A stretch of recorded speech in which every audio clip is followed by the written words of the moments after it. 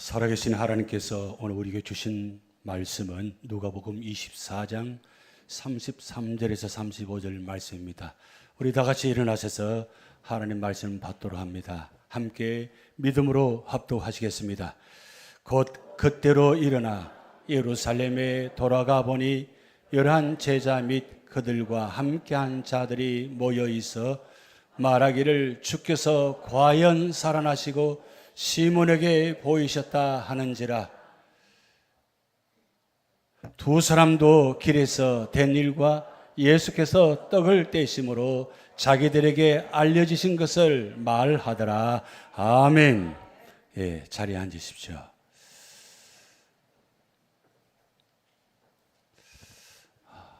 길을 만드시는 예수님, 이제 오늘 마지막 말씀입니다. 오늘 길을 만드신 예수님, 오늘 마지막 말씀, 다음 주는 제목이 무엇일까요? 길을 만드시는 성령님입니다. 다음 주부터는 이제 성령 강림주일이 시작됩니다. 지금까지 길을 만드신 예수님께서 오셔서 그리고 33년 동안 사시다가 이제 죽으시고 부활하신 후에 40일 동안 여러 가지 행적을 보여주셨습니다. 저는 주일 아침마다 내 믿음의 부활절 이걸 늘 생각하면서 우리 교회 성도들을 바라보면서 이 시를 읽습니다. 그래 생각합니다. 그리고 부활을 바라봅니다. 유한진이라는 분이 내 믿음의 부활절 이렇게 시를 만들었는데 한번 보시기 바랍니다. 지난 겨울 얼어 죽은 거루터기에도 새싹이 돋습니다.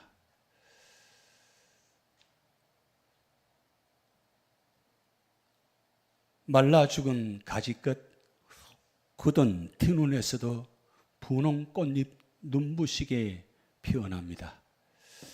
저 하찮은 풀포기도 거듭 살려내시는 하나님, 죽음도 물리쳐 부활의 증거 되신 예수님, 깊이 잠든 나의 마음, 말라 죽은 나의 신앙도 살아나고 싶습니다. 당신이 살아나신 기적의 동굴 앞에 이슬 젖은 풀포기로 부활하고 싶습니다. 거룩한 믿음의 향기 풍겨내고 싶습니다. 해마다 기적의 증거가 되고 싶습니다. 여러분, 이렇게 되고 싶지 않습니까? 지난 한 주간 동안 우리 삶의 자리에 많은 죽음 같은 무덤의 자리가 많았습니다. 상처받고 절망하고 힘들며 언제나 삶의 자리에 고단하고 그 힘든 모습들이 우리에게 늘 다가왔습니다. 어제 그저께 토요일 새벽에 우리 찬양대의 총무 되신 한성수 권사님께서 급히 한국을 가셨습니다. 왜냐하면 동생분이 암으로 고통받으시다가 이제 위독하다는 소식을 듣고 토요일 새벽 밤 비행기를 타고 한국에 가셨습니다. 어떤 마음일까요? 어떤 마음으로 갔을까요? 우리 권사님 마음속에 사랑하는 동생, 남동생, 그 위독하는 소식을 듣고 그동안 많이 기도해왔고 또 아픔 때문에 많은 기도 요청했고 그래서 함께 기도했습니다. 금요일 오후에 가시기 전에 저와 통화하면서 목사님 기도해 주세요. 우리 동생이 꼭 주님을 만나고 주님 안에서 부르심 받을 수 있도록. 그런데 사랑하는 동생이 참 믿음 생활을 열심히 잘 해왔습니다. 그래서 한 번씩 권사님이 저에게 이야기합니다.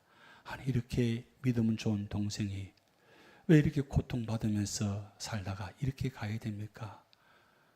그것을 늘 답답하며 늘 힘들어했습니다. 그런데 그런 가운데도 우리 권사님은 부활의 소망을 갖고 믿음을 갖고 여전히 기도했습니다. 그래서 제가 기도할 때 이렇게 기도했습니다. 하나님 아버지, 우리 사랑 권사님 남동생 그동안 믿음으로 사시다가 이제 하나님 부르심 받을 때가 되었습니다. 하나님 그 영혼을 붙잡아 주시고 그리고 부활의 소망을 갖고 끝까지 믿음을 지키다가 하나님 부르심 받게 하옵소서. 그렇게 기도드리고 또 권사님도 아멘 하고 가셨습니다. 근데 조금 전에 저한테 한국에서 카톡이 왔어요.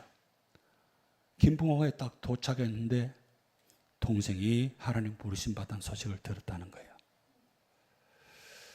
그 소식을 듣고 그 소식 듣는 가운데 더 감사한 건 남동생 자녀들이 보는 앞에서 이런저런 이야기하다가 기쁨으로 하나님 신 부름 받았다는 거. 그래서 자녀들이 아버지를 보면서 아버지 부르셨습니다. 그 이야기를 듣고 그 김봉호가 그 앉아서 거기서 기도하면서 동시에 하나님께서 우리 권사님 마음속에 평안함을 주셨다는 거예요. 하나님 부르심 받았구나. 그리고 내려가서 익반 예배를 드리고 이제 내일 발인 예배를 드린다고 합니다. 그런데 권사님이 그 카톡에다가 마지막으로 우리 아버지께 감사드립니다. 부활의 소망을 두고 부활 시간을 갖고 그렇게 하나님 부르심 받게 해주심을 감사합니다. 그러면 그 천국 환송 예배가 슬픈 예배일까요? 아니면 기쁨 예배일까요? 네, 모두가 다 가족들이 기쁨 안에서 아버지께서 부르셨다. 그래서 제가 카톡을 이렇게 보내드렸습니다.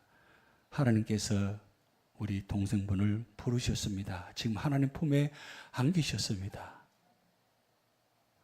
그리고 천국 환송 예배가 은혜 가운데 잘 마치도록 기도드립니다 하고 예배 드리기 전에 보내드리고 올라왔어요. 여러분, 우리 삶의 자리에 이 부활 신앙이 없으면 어떻게 될까요? 여러분, 부활 신앙을 믿고 있습니까? 주님 부활을 믿습니까? 여러분, 부활이 뭘까요? 부활은 다시 살아난다 의미도 있지만 다르게 변화된다는 뜻이 있어요.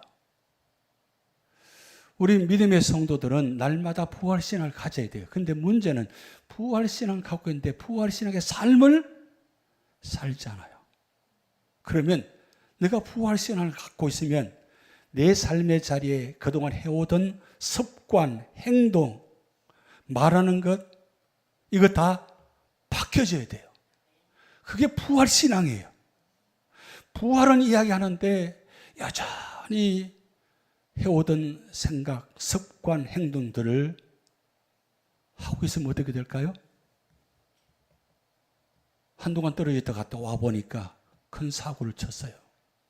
힘들 일들이 있어요. 삶의 자리에 여러 가지 모습들이 드러나잖아요. 그럴 때 우리는 어떤 마음으로 살아가야 되는가? 어떤 모습으로 살아가야 되는가?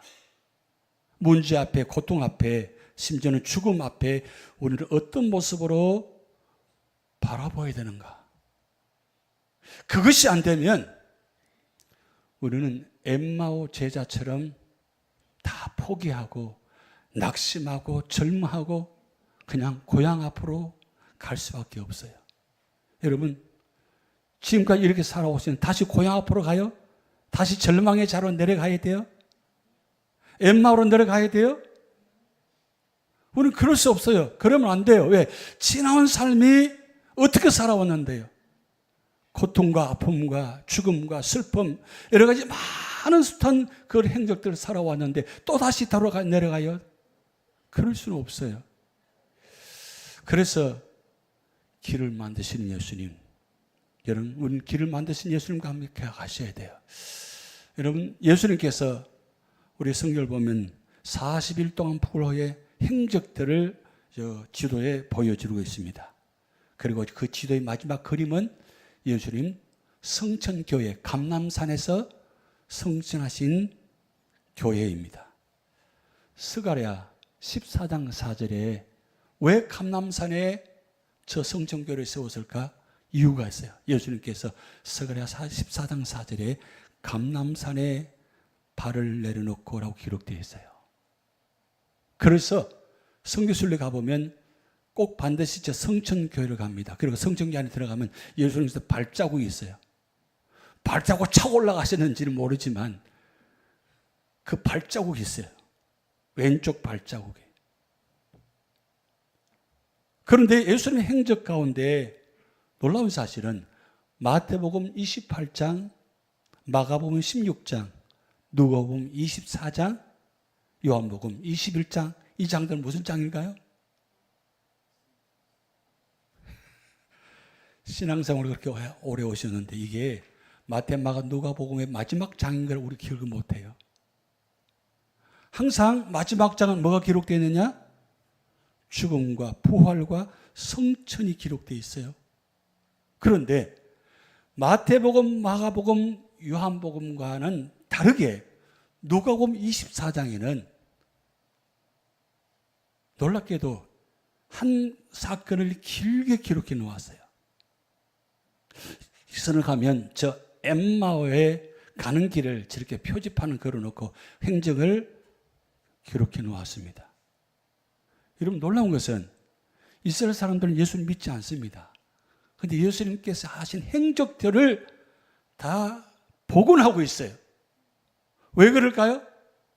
누가복음 24장의 엠마오의 이 행적은 진짜다. 사실이다. 이걸 지금 저 표지판을 통해서 보여주고 있는 거예요. 자, 그러면 여러분 마태복음은 왕으로 오신 예수님을 기록해 놓았어요. 그럼 마가복음은 큰 소리로 이야기해 보세요. 종으로 오신 예수님을 기록해 놓았어요. 누가복음은 사람의 아들로 오신 예수님을 기록해 놓았어요. 그럼 요한복음은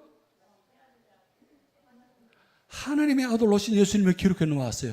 예수님의 네 가지 모습을 마태, 마가, 누가, 요한복음을 기록해 놓았어요. 그런데 누가복음 24장에는 왜 특별히 이 엠마오의 길을 걸어가는 두 제자 이야기, 여러분 마지막 장에는 할 이야기가 참 많습니다. 아무 말씀을 기록하지 않습니다. 가장 중요한 말씀만 기록해 놓습니다. 그런데 누가복음 24장에는 왜 엠마오의 도상의 이 기록 이야기를 13절부터 35절까지 23구절을 할애해서 이 말씀을 기록해 놓았을까요? 예수님은 사람의 아들로 오셨습니다. 사람으로 33년간 사셨어요. 그러면 그 뜻은 사람을 누구보다 다 잘 안다는 뜻이에요. 그 뜻은 저와 여러분을 너무너무 잘 아신다는 거예요.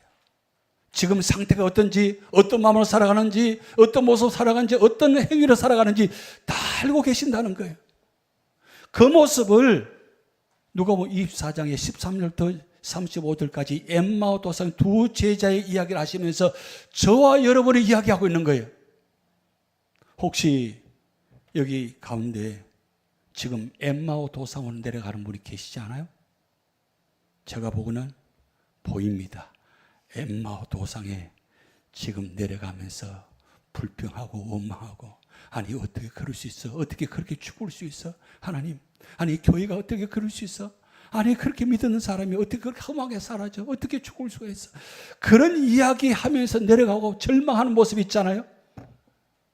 그래서 오늘 엠마오 가는 두 제자의 첫 번째, 지난주에 말씀드렸습니다. 절망하며 슬픔 가운데 엠마오로 가는 제자들의 모습을 보았어요. 이 모습을 통해서 꼭 나의 모습이구나. 근데 이들이 왜 절망하고 슬퍼하는 거예요? 그렇게 믿었던 예수님 죽으셨어요. 예수님이 마지막 3년 동안 어떻게 사셨어요? 38가지 기적을 나타내시면서 죽었던 자를 살리시고 많은 병자를 고치시고 수많은 행적들을 보내주셨어요. 이건 정말 누구도 경험하지 못하는 처음 제자들입니다. 이 엠마오 도상의 제자는 예수님 12명의 제자가 아니라 우리가 역사적으로 보면 70명의 제자에 포함되어 있지 않겠나 이야기합니다. 그런 제자들, 그러면 12명의 제자뿐만 아니라 이 70명의 제자들도 예수님과 함께 3년 동안 함께 다녔다는 뜻이에요. 수많은 예수님의 행적들을 다 체험했다는 뜻입니다. 그런데 그 예수님이 죽으셨어요.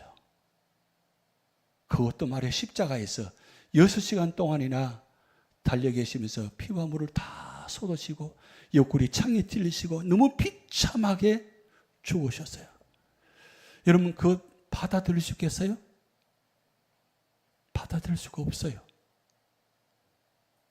가까운 사랑하는 가족이 하나님 부르심 받았어요. 그런데 그걸 여러분 받아들일 수 있습니까?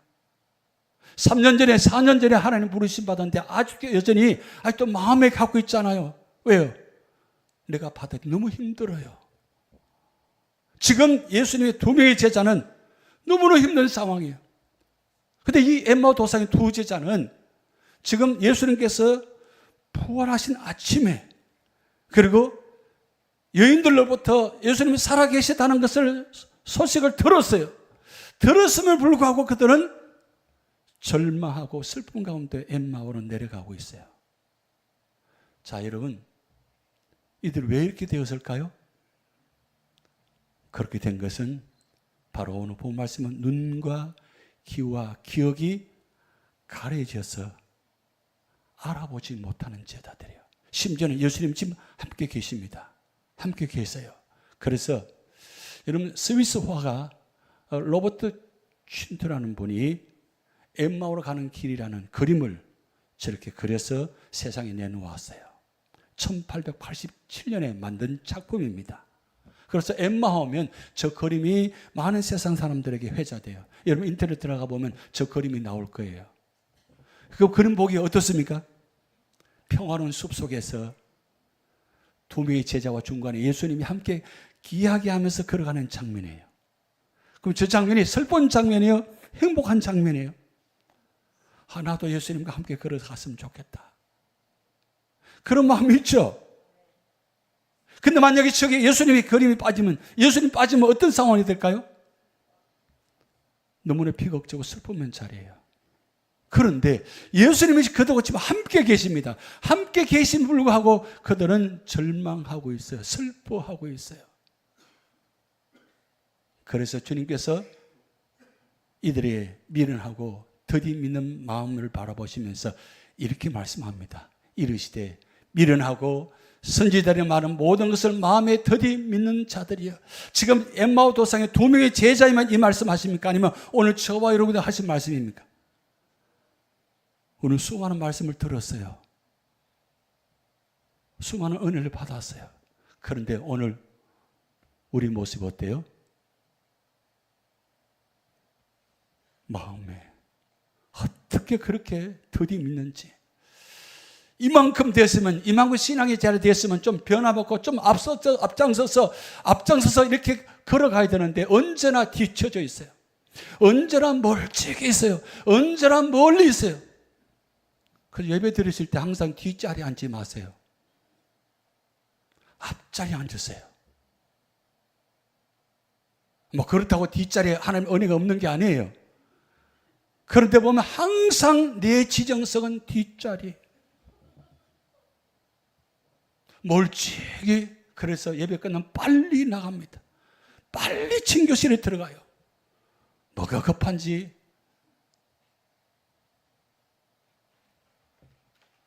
우리의 마음이 지금 예수님이 제자의 마음과 같다는 거예요. 분명히 말씀을 들었어요. 분명히 주님께서 살아계실 때 분명히 말씀하셨어요. 무슨 말씀하셨어요? 선지자들은 모든 말씀을 들었어요. 그리고 직접 주님께서 말씀하셨어요. 그렇다면 그 말씀을 어떻게 하셔야 돼요? 받아들이고 믿어야 되잖아요. 그런데 생각지도 못하고 있어요. 그래서 그리스도가 이런 고난을 받고 자기 영광에 들어가야 할 것이 아니냐 하시고, 그러면서 이 모세와 모든 선지자의 글로 시작하여 모든 성경에 쓴 바 자기에 관한 것을 자세히 설명하시리라. 지금 주님께서 그들이 마음 드는 그들에게 직접 오셔서 지금 말씀하고 있습니다. 오늘 이 시간에 주님께서 여러분에게 말씀하고 계십니다. 무슨 말씀하시고 일까요? 내가 부활했다는 것, 내가 너희와 함께 있다는 것. 여러분, 우리는 때로는 멀찍이 멀리 떠나 있는 우리의 모습입니다. 신앙생활하면서 마음을 정해놓지 못하고 늘 마음이 다른 것을 둘러서 가고, 그래서 마음이 늘 외곽으로 돌고 늘 마음이 힘듭니다. 그래서 마음 한 곳 정하지 못하고 있어요. 왜 그럴까요? 교회가 문제 있을까요? 사람의 문제가 있을까요? 사람 때문에, 교회 때문에 이야기합니다. 그러나 들여다보면 교회가 문제가 아니라, 사람이 문제가 아니라 나의 마음에 문제가 있는 거예요. 내 안에 부활의 주님이 계시지 않는 거예요. 부활의 주님을 믿지 않는 거예요. 그러니까 언제나 갈대처럼 바람만 불며 흔들려요. 넘어지는 게 우리의 모습이에요. 그럼에도 주님은 갈대와 같은 흔들리는, 변화해서 실망하고 좌절하고 절망하고 내려가는 그들에게 찾아가셔서 자세히 설명하시니라. 이건 누구에게 하신 말씀입니까? 오늘 저와 여러분에게 자세히 주님은 부활하셨다는 것을 성경을 통해서 말씀하고 있습니다. 그러면 어떻게 해야 돼요? 그 다음 이 두 명의 제자를 보세요. 이게 바로 전환점이 되는 시간입니다.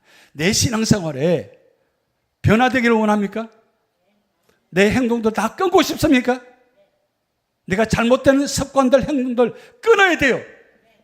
아직도 끊지 못하고 아직도 여전히 그 모습 때문에 고통받고 있는 가정이 있잖아요. 가족이 있잖아요.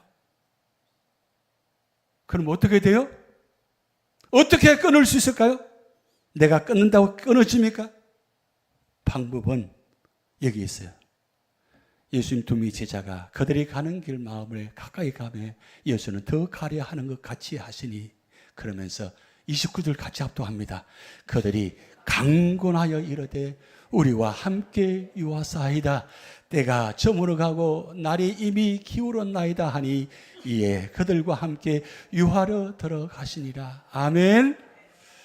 강건하여 이르되 우리와 함께 유하시옵소서.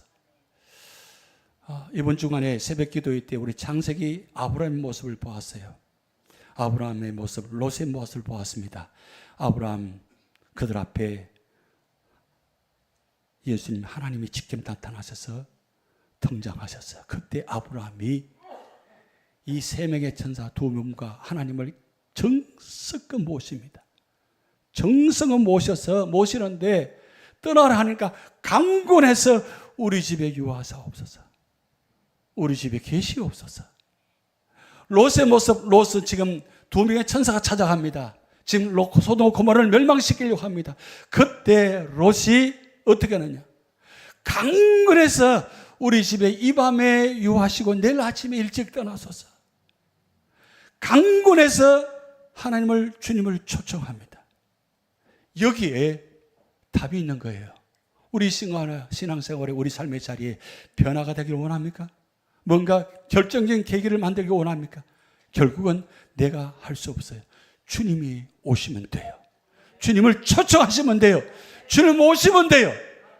보세요. 주님께서 어떻게 하셨어요? 30절 말씀에 보면 그들과 함께 음식 잡수실 때 떡을 가지사 축사하시고 떼어 그들에게 주셨다고 했어요. 이 말씀은, 지금 이 모습은 예수님이 십자가에 돌아가기 전날 밤에 12명의 제자와 하는 동일한 성만찬의 모습입니다.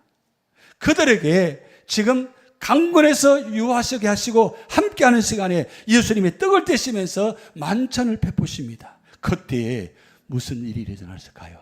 보세요. 눈이 열리고 마음이 뜨거워지는 역사가 나타났어요. 자, 31절 말씀에 그들의 눈이 밝아져 그인 줄 알아보더니 예수는 그들에게 보이지 아니하시는지라. 자, 눈이 밝아졌다 그랬어요. 지금 분명히 두세 시간 걸리는 엠마오 가는 도상에서 예수님과 함께 있었어요. 그런데 예수님이 알아보지 못했어요. 왜 그랬을까요? 눈과 귀와 마음이 다 닫혔거든요. 오늘 여러분 삶의 자리에 어떻습니까? 우리 눈이 제대로 보고 있습니까? 우리 마음이 제대로 열려지고 있습니까? 왜 그럴까요? 부활하신 주님이 함께 계시지 않기 때문입니다. 세상의 모습을 살아가기 때문입니다. 어머니 절망 때문에, 슬픔 때문에 오히려 분명히 죽고 살아나신 소식을 들었으면 그들은 깨달아야 되는데, 살아났다는 소식을 들었어도 그들은 여전히 마음에 살아나신 소식보다 죽음의 자리가 더 컸기 때문입니다. 절망의 자리가 더 컸기 때문입니다. 오늘 우리 삶의 자리가 아무리 말씀이 있고 그리고 살아계신 하나님이 계신다 할지라도 그것보다 내 문제가 더 크기 때문입니다. 여러분, 야구 선수가 홈런을 칠 때 그 홈런 치는 순간이 다르다고 합니다. 안타 칠 때와 홈런 칠 때는 오는 공이 아무리 빠르다 할지라도 홈런 볼이 올 때 그 공이 수박만 하다 그래요. 그 시속 100km 이상 되는 그 빠른 속도 속에도 홈런 치는 타자는 그 보는 순간 뭐예요? 수박만 하면 치기 쉽잖아요. 계란만 하면 어떻게 될까요? 치기 힘들어요. 수박만한 볼이 들어오는 느낌 올 때 치면 홈런이 된다는 거예요. 여러분, 우리 눈에 뭐가 보여야 돼요?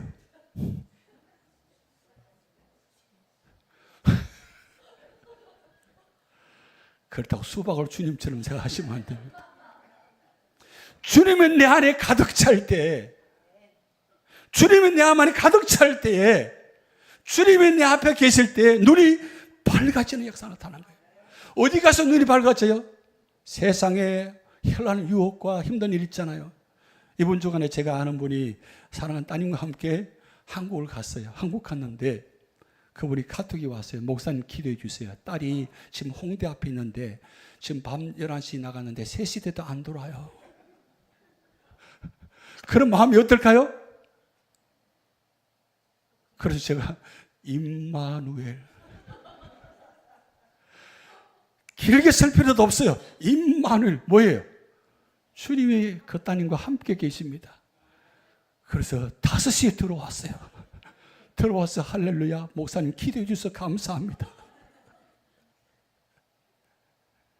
여러분, 우리 삶의 자리에 어디 갔어요? 편안하게 안심하고 살고 있겠어요?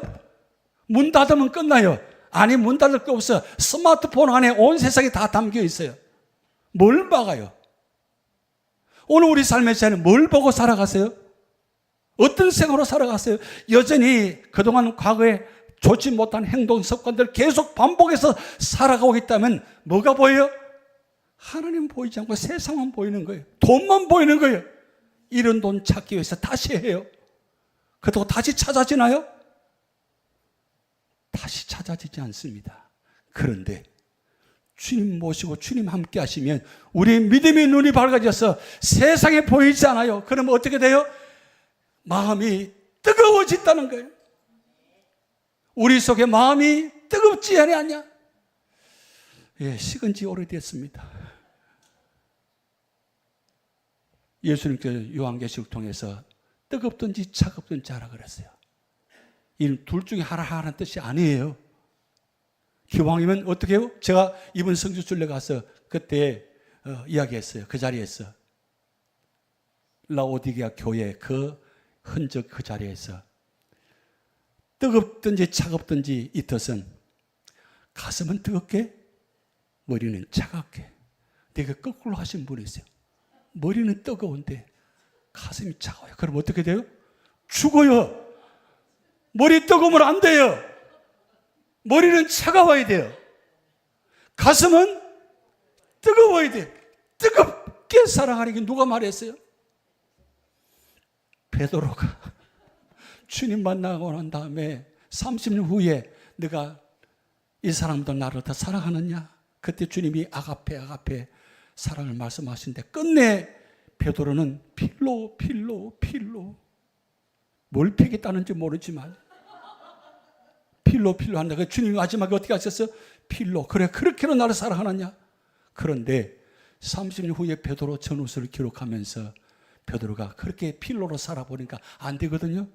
결국 뭐예요? 아가페로 돌아가서. 그래서 베드로전서 4장에 보면 뜨겁게 사랑하라. 그 사랑이 모든 죄를 용서한다는 거. 결국 주님 만나면 주님이 함께 계시면 뭐예요? 마음이 뜨거운 거예요. 여러분, 오늘 이 시간 예배 시간이 뜨겁게 되기를 원합니다. 뜨거워서 가까이만 해서도 태워지는, 모든 죄들이 다 태워지는 그런 역사가 나타날 줄 믿습니다. 그래서 여러분, 엠마오 마을로 가는 두 제자 절망과 고통에 잠겼을 때 여러분, 이 제자들이 뜨거운 신앙을 갖고 회복될 때 그들의 입술에 찬양이 나오기 시작합니다. 그때부터 이 엠마오의 도상에 있는 두 제자가 다시 예루살렘으로 한 걸음으로 그 밤에 예루살렘에 올라갑니다. 올라갈 때 그냥 올라갔을까요? 찬양하며 올라갔을 거예요. 오늘 이 시간 함께 찬양 드립니다. 엠마오를 가는 두 제자, 우리 옆에 분과 손을 잡든지 아니하든지 여러분 마음 결정하세요. 두 제자의 마음으로 엠마오 마을로 가는 두 제자, 절망과 공포에 잠겨 있을 때 주의 소리들에게 나타나시사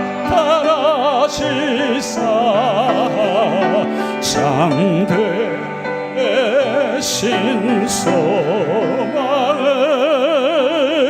보여주셨네.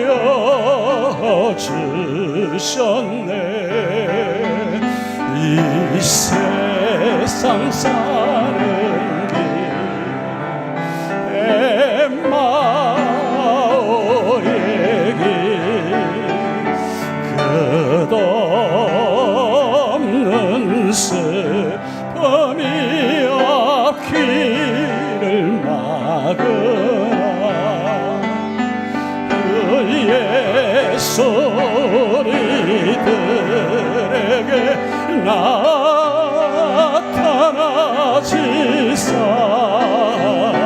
새 소망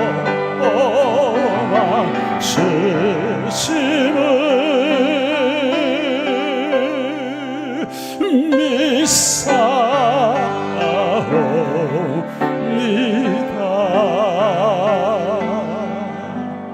아멘.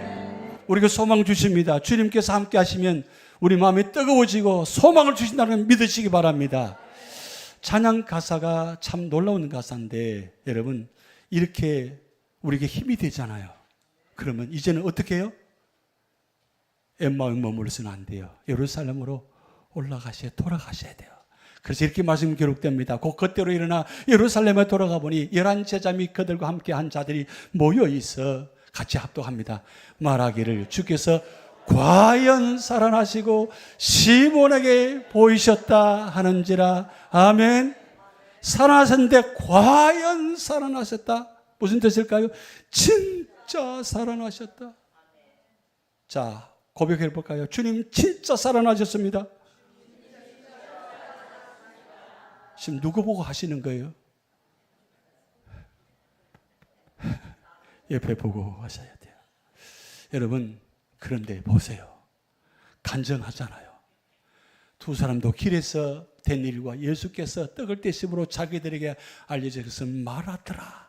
그 순간에 주님이 나타납니다.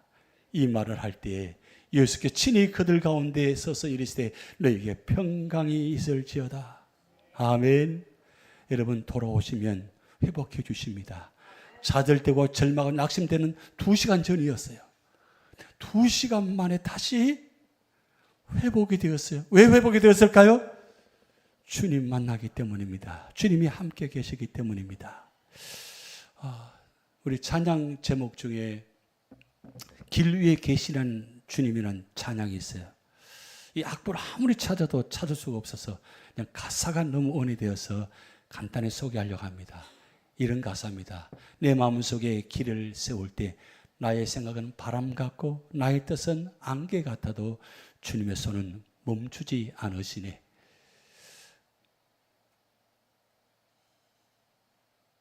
오늘 리모컨이 말을 잘 안 들어요. 때로는 이럴 때가 있습니다. 나는 몰랐던 길도 주님은 이미 아시고 작은 발걸음 하나까지 주의 뜻 안에 있네. 나의 실패도 나의 기다림도 모두 주의 계획 속에 있네. 주님 뜻이라면 돌아가는 길도 축복이라 부르리. 주님을 인정하오니 이 순간도 주의 뜻 안에 있네. 내 앞의 길 추손에 있사오니 인도하심 따라 걷게 하소서. 자, 같이 읽습니다. 사람은 계획하나 그 걸음은 주께서 이끄시네. 주님이 계신 그 길이라면 어디든 내게 축복이라. 아멘. 왜 하나님께서 오늘 유주연합장로교회 여러분 발걸음을 이곳에 옮기게 하셨을까요? 주님 만나게 하시기 위해서요. 주님이 함께 하심을 믿게 하시기 위해서요.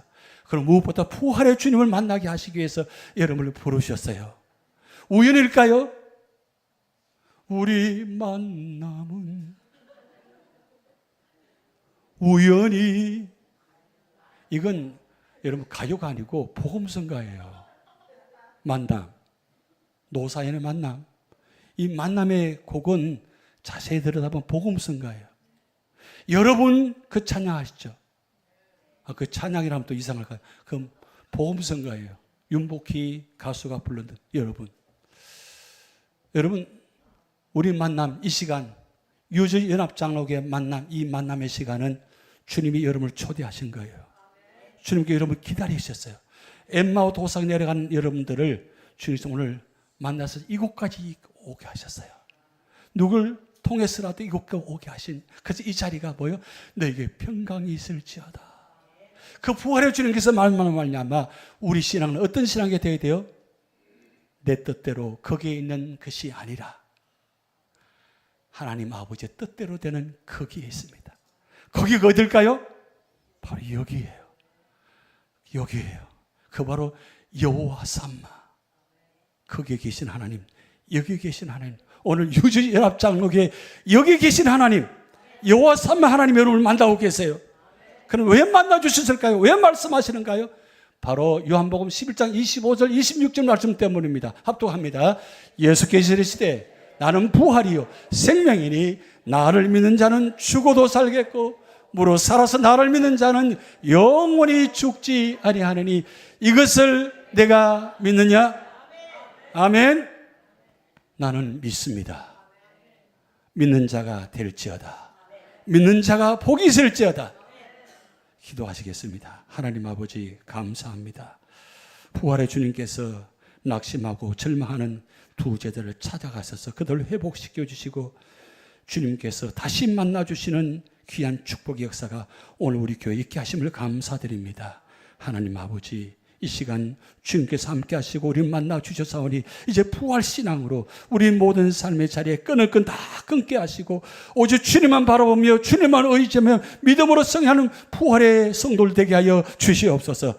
감사드리며 예수 그리스도 이름으로 축복하며 기도하옵나이다. 아멘.